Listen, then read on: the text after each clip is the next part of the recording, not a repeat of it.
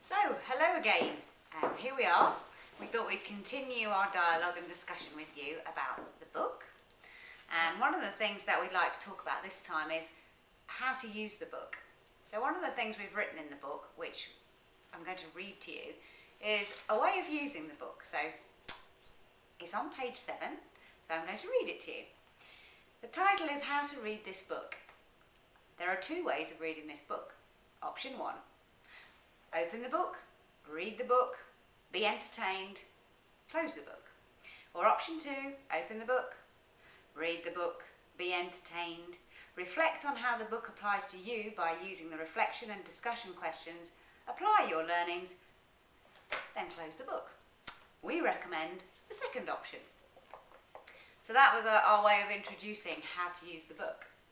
And there's something, someone told me once that someone had been reading a lot of books, and I think in this case there were some self-help books, and they were reading and reading and reading, and they were saying, when is it going to take? When is all the reading actually going to take? And I think the answer this person was given was that, well, it doesn't take unless you take it.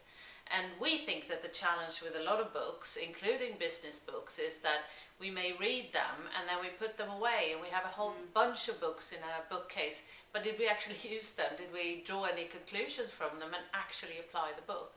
And that's what's crucial with this book, and what we really want to achieve is that people really take this as not just an entertaining read, but also a really practical tool for themselves.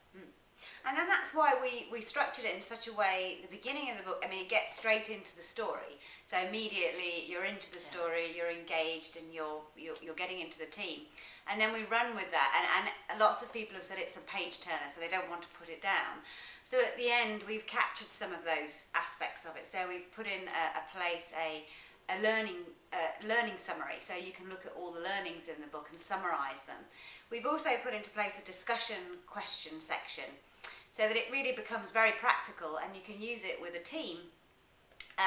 And also, so get the team to read it, or a leader to read it, get them to think about it, come to a team session or a team discussion ready to talk about the book. But we've actually given you the discussion questions that you can choose and pick for your particular team.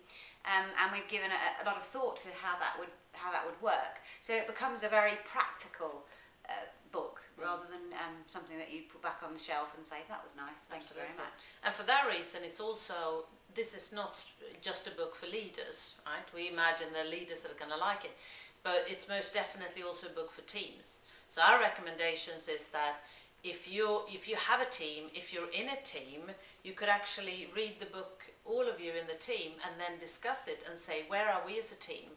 Are we doing the kind of things that is talked about in this book? Or otherwise, how could we go about making sure that we do?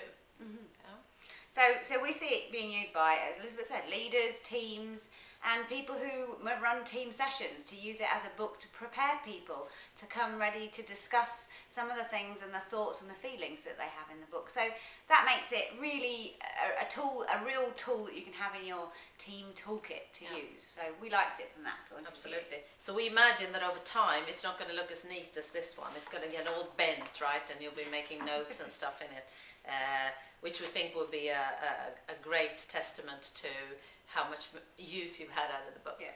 And for now, though, we're going to keep this one very neat. Yes, we will. Okay. Thank you. All right. Thank you very much.